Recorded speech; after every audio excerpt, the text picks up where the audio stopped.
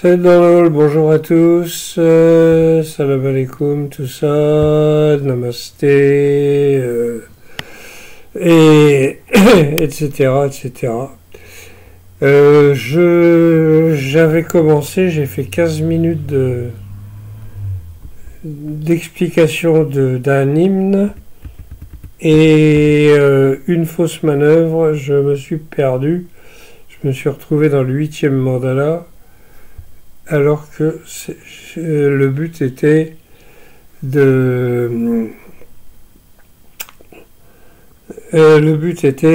vous expliquer, de vous montrer un hymne du 10e mandala et d'en discuter. Bon, alors ça y est, on y est, c'est le 18 du 10e mandala qui s'adresse à... J'ai l'impression de radoter puisque je redis la même chose. Yama, un dieu, Yama qui veut dire qui contrôle, qu'on a déjà vu une fois ou deux dans les anciens mandalas, que là on va voir beaucoup plus souvent dans le 10e. Je vous l'ai dit, le 10e a été ajouté après, probablement après la pénurie de Soma qui a eu lieu il y a 4200 ans. Au cours de la grande sécheresse, les champignons poussaient plus parce qu'il pleuvait plus, voilà, tout simplement. Alors, ça s'adresse à Yama, à Pitrimédas, à Tvashtri, à Datri et à Mrityu. Mrityu, ça veut dire la mort. Il s'adresse à la mort. Datri, c'est l'ordonnateur. L'ordonnateur, bon.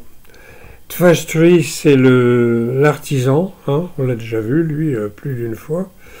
Il fabrique d'ailleurs... je ne sais pas trop ce qu'il fabrique. À un moment, il fabrique des chars, mais... Et Pitrimédas, ça veut dire à l'offrande qu'on fait au père. Aux ancêtres. Aux ancêtres, donc c'est quand même très vieux.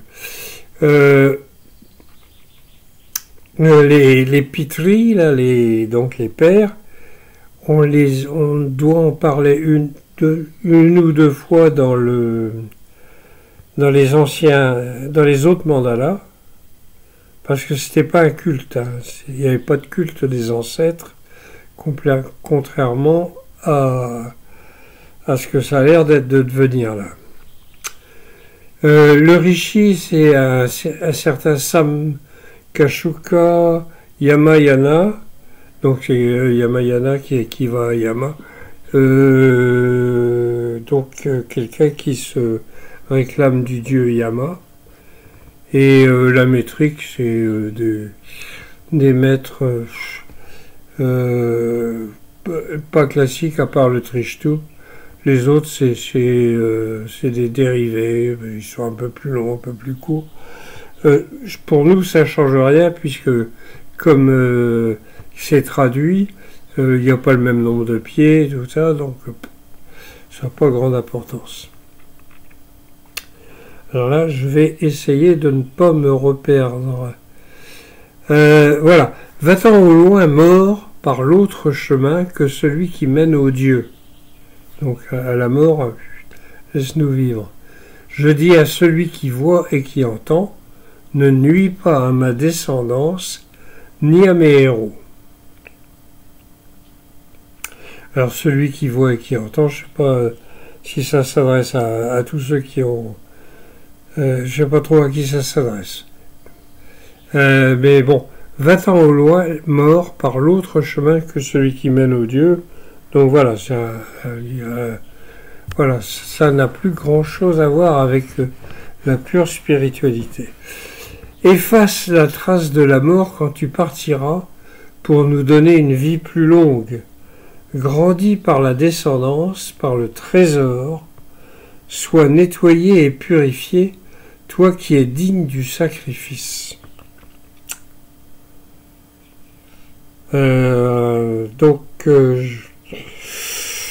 Je suppose qu'il s'adresse encore à la mort, mais c'est pas sûr.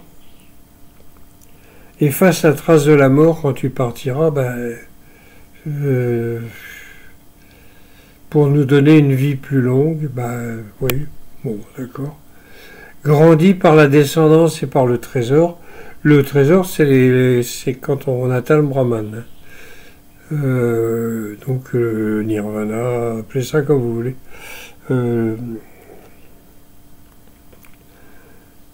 Sois nettoyé et purifié, toi qui es digne du sacrifice. Nettoyer et purifier la mort, donc c'est possible que ça s'adresse à quelqu'un d'autre, je ne sais pas. Ces vivants se sont détournés des dieux.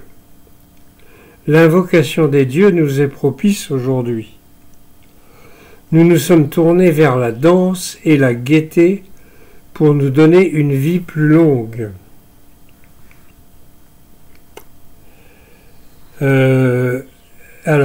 Ces vivants se sont détournés des dieux.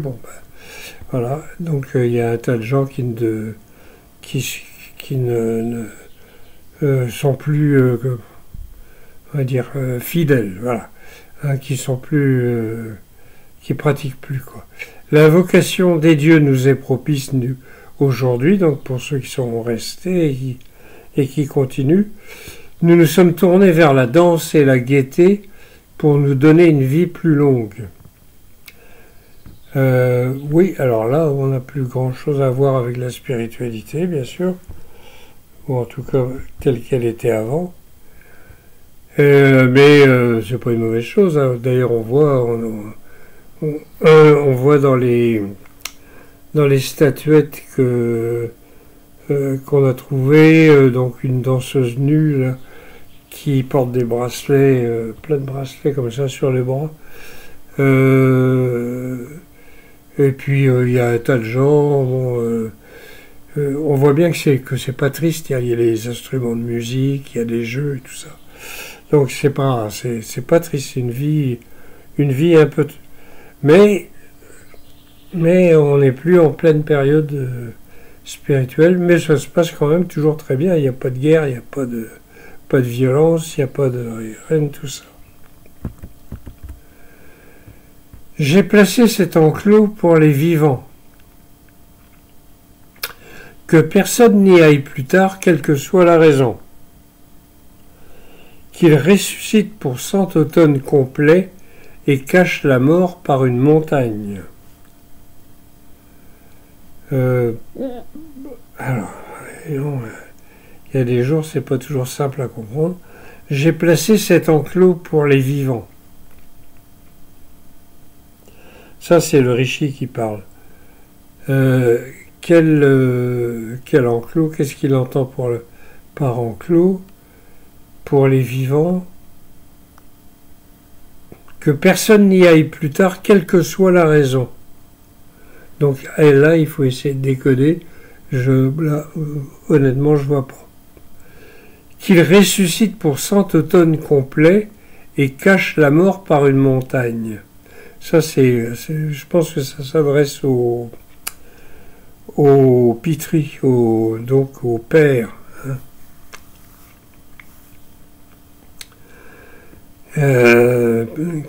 Et cache la mort par une montagne. Bon, ils veulent pas la voir.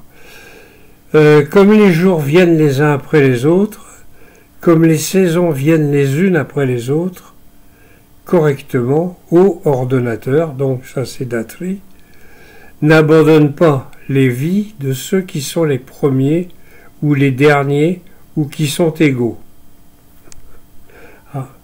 Comme les jours viennent les uns après les autres, bien, comme les saisons viennent les unes après les autres, correctement, ô ordonnateur, n'abandonne pas les vies de ceux qui sont les premiers ou les derniers ou qui sont égaux.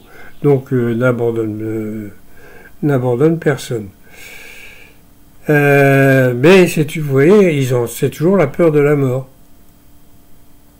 Alors que normalement, quand vous buvez le soma, et que c'est fait et entretenu régulièrement, hein, que c'est fait dans les règles de l'art, La mort, aucun intérêt. On s'en préoccupe pas. Enfin, en tout cas, moi c'était pas quelque chose qui me tracassait à l'époque. Moi,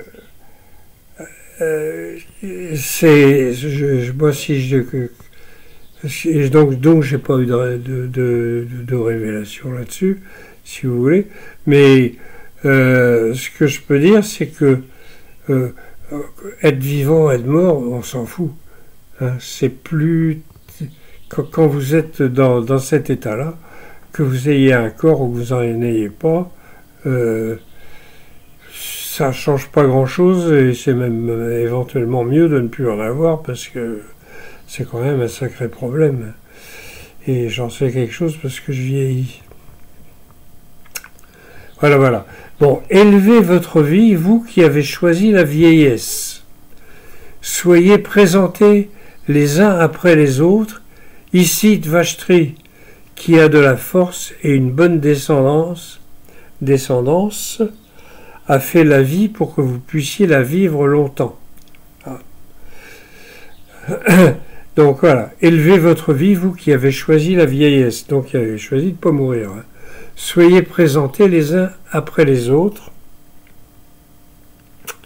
Ici, Tvashtri, donc l'artisan, qui a de la force et une bonne descendance, donc qui fait des actes positifs et bien, a fait la vie pour que vous puissiez la vivre longtemps. Hein? Tvashtri, c'est lui donc qui a fait la vie. Alors. Donc voilà, on sait au moins ça. Ces femmes non veuves, ayant un bon époux, maquillées avec du beurre clarifié, qu'elles entrent ensemble sans larmes, sans affliction,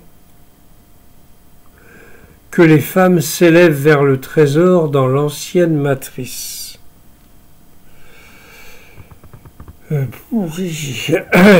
Ces femmes non veuves, donc celles qui sont encore mariées, ah bah oui, d'ailleurs, ayant un bon époux, donc voilà, les femmes mariées, maquillées avec du beurre clarifié. Alors, maquillées, je vais voir ce que j'ai marqué là. Les yeux maquillés. Ah oui. Pourquoi les yeux maquillés, je sais pas. J'ai trouvé ça quelque part. Oui. Donc avec du ghee, le beurre clarifié, ça sert à tout en Inde. À faire à manger, à soigner, à se maquiller.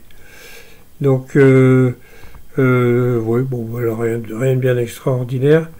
Qu'elles entrent ensemble, sans larmes, sans affliction, que les femmes s'élèvent vers le trésor dans l'ancienne matrice.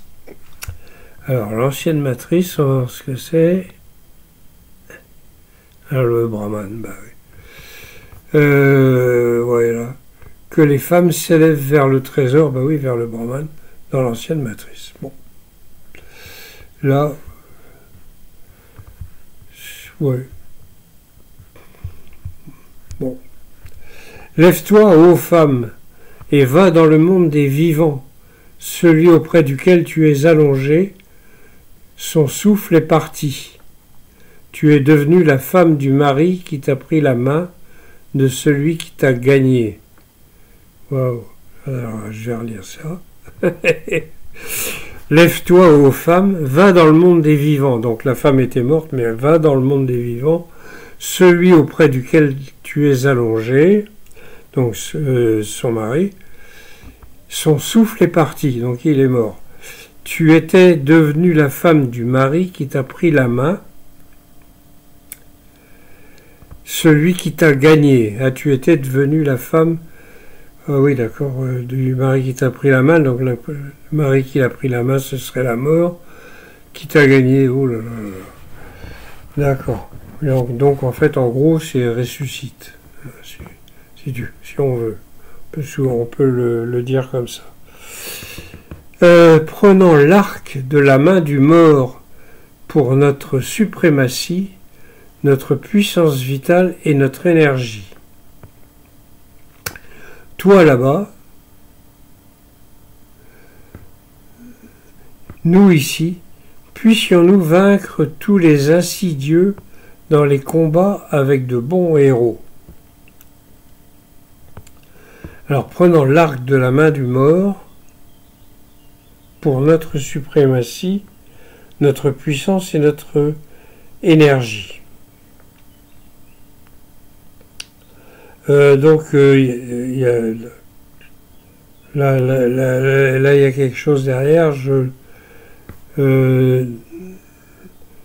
Oui, ou alors simplement c'est un mort qui avait un arc et puis on le lui prend parce que ça lui sert plus à rien. Et pour notre puissance vitale et notre énergie, peut-être. Mais ça m'étonnerait. Toi là-bas, nous ici. Donc toi là-bas, mort ailleurs. Nous ici, vivants. Hein, puissions-nous vaincre tous les insidieux dans les combats avec de bons héros. Bon, ben là, on retombe dans le... on revient dans la spiritualité où il est question de les insidieux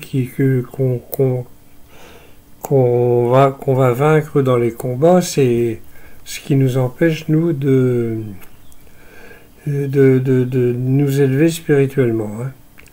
Dans les combats, puisqu'il n'y a pas de guerre, hein. Là on est en fin de civilisation, il n'y a pas la moindre trace de guerre, il n'y a pas de flèches, des pointes de flèches plantées dans les murs, des traces de coups de hache sur les os, etc. Il n'y a aucune trace de violence. Ils n'avaient pas d'armée.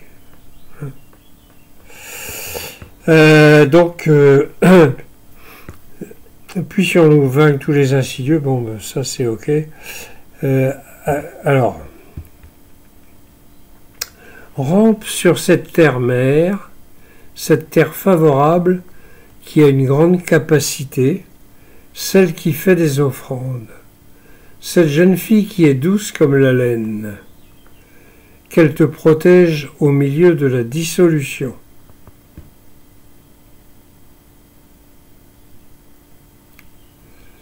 Ah. Rampe sur cette terre-mère. À qui rampe? Et puis pourquoi ramper? Cette terre favorable qui a une grande capacité, ça n'a pas de problème. Celle qui fait des offrandes, oui. Cette jeune fille qui est douce comme la laine. Donc la terre-mère serait la jeune fille qui est douce comme la laine. Qu'elle te protège au milieu de la dissolution. La terre-mère te protège, oui, ça. Ok. Ouvre-toi vers le haut, ô terre. Ne presse pas. Sois facile d'approche pour celui qui se couche. Couvre-le comme une mère couvre son fils avec une tenture, ô terre. Ouh là là, ça sent l'enterrement, ça. Ouvre-toi vers le haut, ô terre. Ne presse pas. Sois facile d'approche pour celui qui se couche. Couvrez-le comme une mère couvre son fils avec une tenture, ô terre, c'est-à-dire qu'on l'enterre avec, là. Ah bon.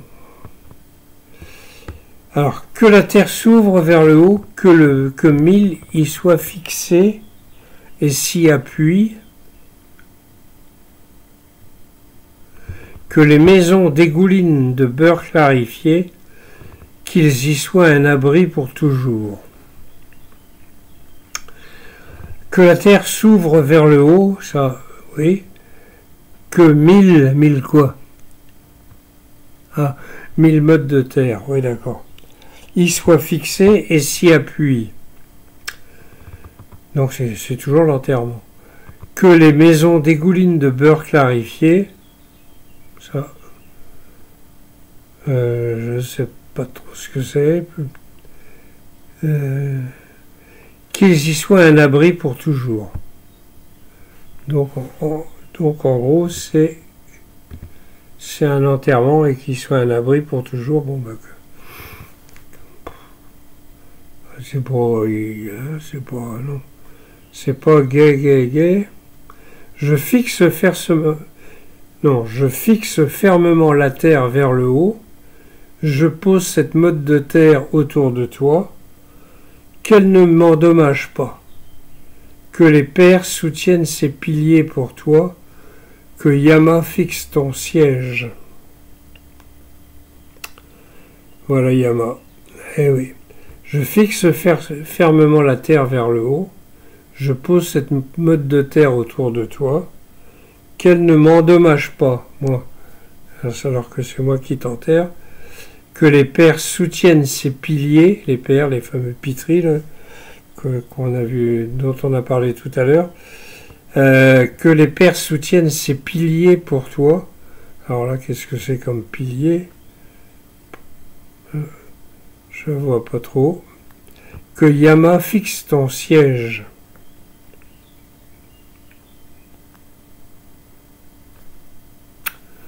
Donc Yama, donc le fameux dieu qui veut, ça veut dire qui contrôle, qui restreint, qui contrôle. Mais après ça va changer, il va devenir le dieu de la mort, il va tout ça. Et avant, on n'en parle quasiment pas. J'ai dû voir son nom 2 fois, je crois, dans la traduction des autres mandalas. Là, il fait sa grande rentrée. Dans le 10e, on voit bien qu'il y a eu un changement très important. Donc voilà le dernier shloka. Ils m'ont donné les jours qui me font face, comme les plumes d'une flèche. Alors j'ai saisi la parole qui me fait face, comme un cheval par sa bride.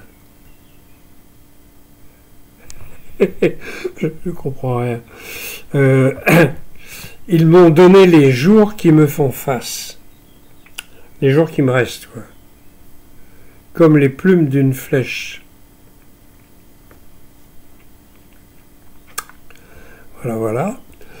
Alors j'ai saisi la parole qui me fait face, comme un cheval par sa bride.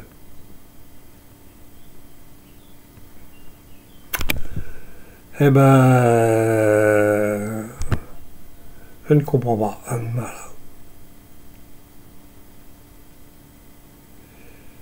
Donc les pères lui ont donné les jours qui font face, comme les plumes d'une flèche.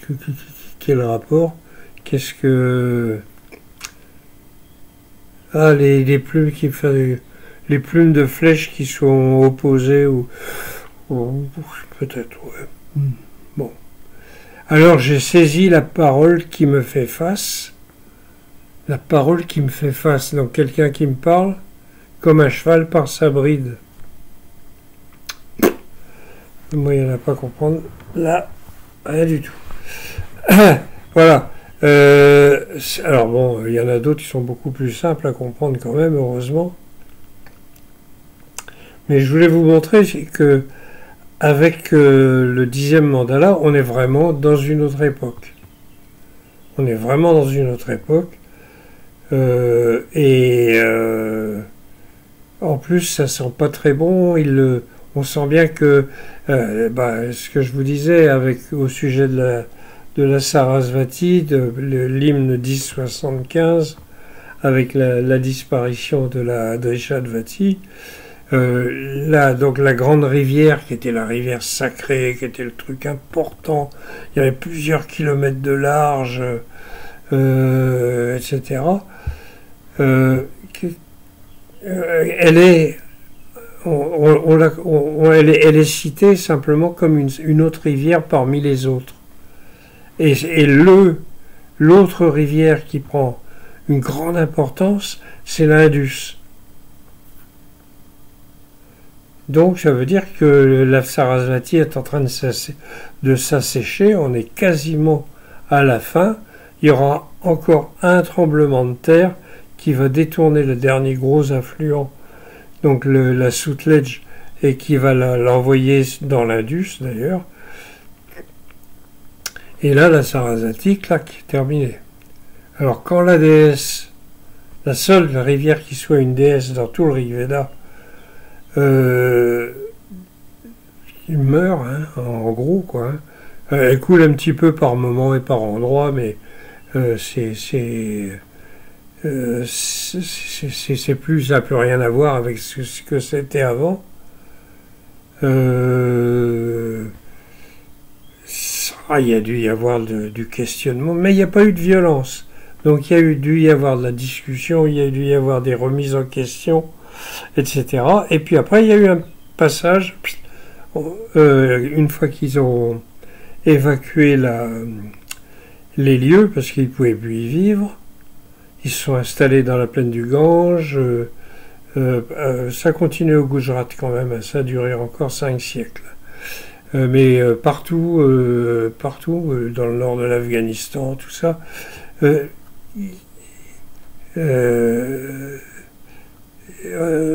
c'était... il y a eu un moment où il y a dû y avoir des remises en question, il y a eu dû y avoir la discussion sérieuse, etc. entre eux, hein, pour ne pas dire des engueulades. Mais pas de violence, et ça a dû continuer. Alors après, peut-être que c'est venu, enfin les violences, tout ça, sont revenues, hein. Mais bon, il n'y avait plus de Soma non plus, ça faisait quand même 3 siècles que la sécheresse avait eu lieu. Enfin là, je pense qu'on est dans le dernier siècle. Donc 2 siècles et demi. Et que sans Soma, au bout d'un moment, tout ça, bon, bah, les mauvaises habitudes reviennent, et puis voilà. Bon, bah écoutez, on va s'arrêter là. Vous voyez, hein, c'est le 10e mandala, il est vraiment spécial. Il y a des très bons renseignements, ce qui nous permet d'ailleurs de dater et puis d'avoir une idée de comment fonctionnait cette époque-là. Mais on voit bien que que la partie hautement spirituelle... Ah, oui, petite excuse.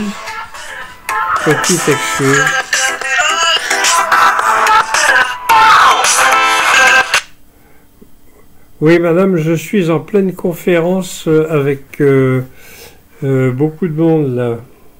Je suis en train de... Parce que tu vas avoir une visite, c'est pour ça que je te prévenais. Ah, d'accord. Eric. Merci. David.